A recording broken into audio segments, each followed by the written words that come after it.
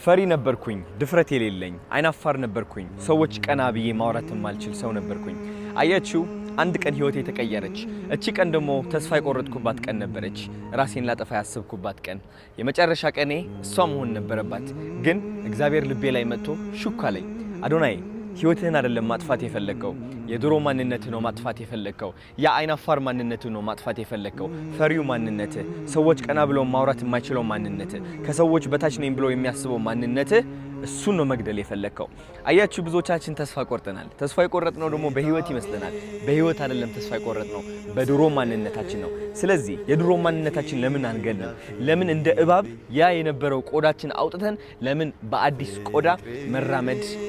አንፈልግም አንጀምርም